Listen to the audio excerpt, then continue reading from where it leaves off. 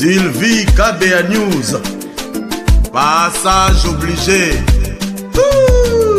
Ne vous trompez pas d'adresse, il n'y a qu'un seul site. Sylvie KBA News.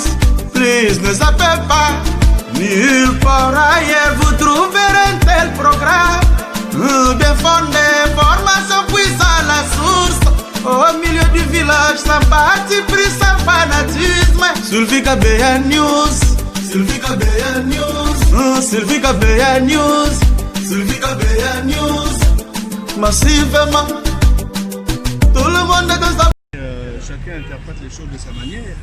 Mais ce qui est vrai, nous devons respecter, c'est que nous oriente la loi du pays, la constitution du pays. Nous sommes respectueux des règles du bon fonctionnement de la République et c'est à ça que nous allons y atteler, pas autre chose. On attendait la décision de la République pour savoir si la procédure était régulière ou pas. Ça, c'est vous qui êtes en train de le dire à l'instant même, mais nous attendons voir que les choses se fassent dans les règles. Ça veut dire quoi? Ça veut dire que nous devons être respectueux des principes de la République. Si il s'avère que la prestation de demain respecte toutes les règles, il n'y a aucun accueil. Mais s'il y a quelques entraves, il faut que nous puissions arrondir les angles pour que nous puissions faire des choses en bonne et due forme. Vous savez déjà qu'on a déposé un recours au niveau de la Cour constitutionnelle. S'il vous plaît. La Cour constitutionnelle. Nous, c'est-à-dire une centaine, plus ou moins 200 députés nationaux, nous sommes venus officiellement saisir la Cour constitutionnelle en interprétation des dispositions constitutionnelles, notamment l'article 97 et 158 de la Constitution.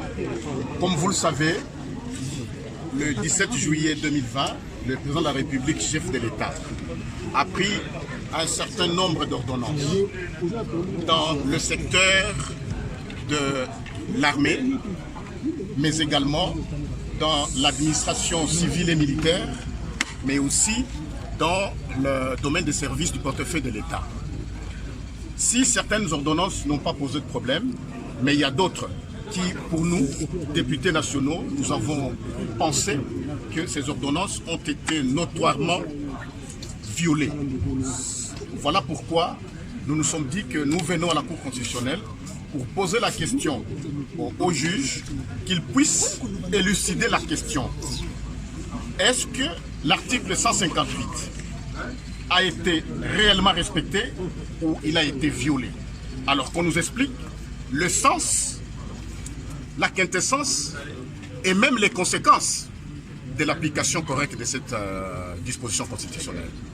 Mais aussi, en attendant que la suite nous soit réservée par rapport à notre saisine, que la Cour constitutionnelle puisse surseoir, je dis bien, la cérémonie des prestations de serment de ces hauts juges. Voilà pourquoi nous sommes venus ici, en ce lieu. Pendant ce temps, cette cérémonie, vous participerez ou pas? Nous ne pensons pas que la présidente de la République va passer au forcing. Parce que, comme vous le savez, le peuple congolais a besoin de la paix, de la concorde nationale. Et nous ne voudrions pas, nous, assister à de telles cérémonies où les députés nationaux sont absents. Parce que je tiens à vous signaler que les membres du bureau de l'Assemblée nationale, mais aussi du Sénat, sont allés signifier aujourd'hui au service des protocoles et même à la direction de cabinet du chef de l'État que le bureau ne sera pas là. Et nous, comme députés du FCC, nous ne serons pas présents. Parce que nous pensons que cette question doit préalablement être vidée par la sagesse des hauts juges. Parce que nous n'allons pas nous contredire. Que ce soit au niveau du gouvernement, je crois que vous avez suivi le Premier ministre, il avait fustigé que son contre-saint n'avait pas été respecté. Et nous, comme députés, nous pensons vraiment que l'article 158 a été violé. Voilà pourquoi nous demandons que la Cour constitutionnelle puisse... La Cour constitutionnelle puisse vraiment nous éclairer avant que nous puissions passer. Au cas où les Parce que nous sommes législateurs et nous sommes également, nous contrôlons également l'exécution des lois ainsi que des textes Au réglementaires. cas où le président de la République procède au forcing, quelle serait votre réaction? Vous Non, merci demandez la beaucoup, je décision. vois que ça va. Merci. Congolais, vraiment lobby, les affaires de Nabiso Tokyo CPLA, pour la remonter au magistrat a prêté serment lobby. Tant de FCC a embrouillé. FCC a payé ça $300, $300. Na ba député, tala ba to te kamboka pour na $300. Ils a soni na mawa. Ba magistrat na ba esi ba présenter na cour de cassation. Ba boy ko kende. Problème na biso FCC a kosi bango. Si on a ministre oyo, bazo ni kaka obiso mandat FCC cité na cour constitutionnelle. Ah, nous va li boma idée ni besoin na cour constitutionnelle. Parce que vous avez une idée que vous allez on pas m'embrouiller président Fachi, vous m'embrouiller président Félix na position na pouvoir na yi. Alors mon nza mena confondre, mon nza va commission au chômeur. Beaucoup ba chômeur ça les savoir, beaucoup de ba vrai chômeur, nga na l'équipe na valeur. Pas besoin nulle part.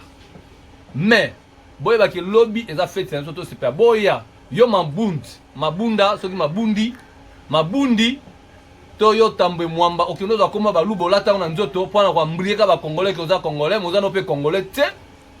Alors, so boya te ba ko prêter serment lobby. Lobby biso so na parler du peuple. Et puis, ce qui peut oser, dans si place peut président Félix ça président Koula ko ya ko dissoudre le parlement là. Boza bino pe majorité te. Boyo intimider ba tonner oza majorité, boza pe majorité te. Sauf vraiment ba formateur, a vérifier qu'on a tala à former. À côté on n'a pas du peuple. Est-ce que boza majorité? Boza majorité te. Bino ba député ba zoba. Boza comprendre les politiques à Fachi, des politiques à Fachi za ba tamaile. So mtamaile ndo comprendre les politiques à Fachi zo même. So za zoba, on comprend les politiques, on comprend les politiques à ngote. Parce que mingi boza na ba professeur mingi baza na ba kona ba zoba. C'est que problème no bo se prendre Kabila pourquoi parce qu'il personne no couloir ko yiba pa mboke beba. Est-ce que conseil des ministres bonique de Kabila comme ça? Kabila comme ça conseil des ministres. Mon côté temps na pouvoir, no côté combien? Par année deux fois mbala moko. Mais si quand Félix à côté président Félix à côté ngo chaque vendredi attaquer poto à ça il faut jeudi à pour le conseil des ministres pour ayo kande mais bino pe ba ministre ba bino c'est comme si besoin de ko aider été c'est comme besoin aider été bonini est-ce que bon mal l'état bon boula qui armée za bino na ibisa bino banda kala ki armée za bino te armée za peuple congolais lelo président Félix a na pouvoir armée eza na maboko na ye lelo action azo sala pour na armée bon nyoko ba soda boti lelo Bokei, le loso bozo zonga pa bosala bola sa abo ba système mawa ya bwena bwe. Na ko senga pe na mama olive. Est-ce que ko pe mater? To mo pe mo sa Obama pe balongo la pouvoir pe minete surtout zo kata zo be asala action na osala.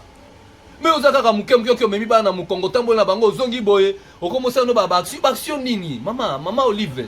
S'il te plaît, paie-moi récupérer santé hein. Paie-moi mutaza pe sur travailler minga pe maka. Mais bo pe ma pété. Botika no ba dérangement oyo. Botika, ça c'est le moment il y a maman Nabiso Denise Nyakeru, première dame, asala pe musala na yo api ko sala. Yo po sala mingi déjà maman Olive, hein? Respect belé to senga na tika na pe paiement. So da kutu mutsumsum belo ba to tata na Chine bokyo paiement. Mais bino wiga bokanga bakati ya king awa puis bokyo nota kenga dondo, bo sinyaka ba ko est-ce que kenga dondo na za na? Te maman kenga dondo na za Rwanda, papa ne polonais. Est-ce que lo ni bolo bela biso kuna sika? Bolo biso lo ko moko te za ba kabana mino bozo monter wana. On vous a donné la chance à Rosala qui Banyamulenge, oui. Sauf président le bail qui est le bateau tout nao, président le bail qui Banyamulenge sont des Congolais. Bazaba d'origine rwandais. Mais bazo une nationalité congolaise. Bazo yango petse.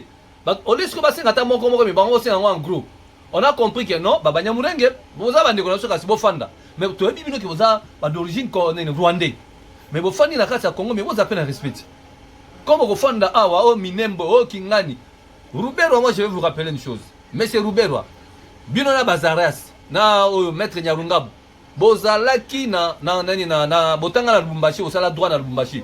Boyebi na époque oyo Air Kamale, avion mo va bien Air Kamale. Batindaka ngwe pa monsieur Kengwa dono po ya kozwa bino, ezongisa bino na Rwanda pona ko boya incidence moko pona diplomatique. Bazongisa bino na Rwanda tango lititi mboka na 1990, boyebi yango. Bon mata avion bozonga Rwanda mais na miracle ni pe bokoma congolais tondimi mais bozo compter ka buzoba mais bien sûr là on va mettre fin na buzoba oya trop c'est trop dans ba mettre vous êtes majorité à l'Okuta mais vous avez majorité na parlement à l'Okuta mais vous avez majorité na peuple voulu ou pas Félix Tshisekedi aza président ya Congo nzamba ko tiema boko na bino bozo ngabo trahir wana que ça soit des conseillers na ba conseiller boza kuna soki ba conseiller selfie ba aventurier musa bino ka boninga ba gyrophare na nzela fion non comment vous nous embêtez aussi na ba gyrophare na bino papa na banzela na bo musa ni bosa no bino pe. Mais c'est comme si par exemple Félix a travaillé moko. C'est comme si les seuls, il y a mon premier ministre, il y a mon ministre il y a finance, il y a mon ministre finance oh c'est le monter mamabe ko bloquer ka bambongo ba to bimisa mbongo te ba ko bimisa mbongo ya cop. Ceux qui m'a dit que moi bazan intérêt allez, ba bimisi mbongo. Ceux qui ont un intérêt, il ne fait pas sortir l'argent. Mais pourquoi? Pe bozo ko saraba ba budget za te mbongo za te mais il y a de l'argent.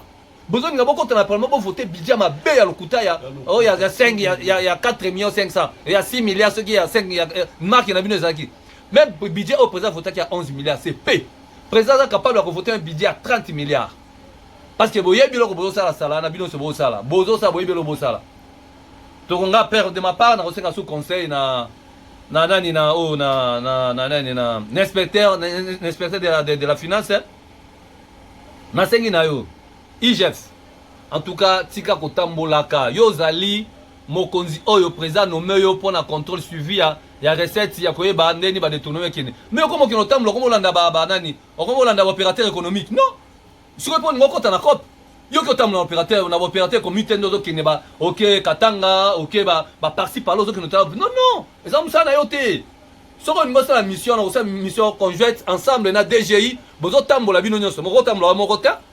En tout cas, président Félix a la confiance là-haut.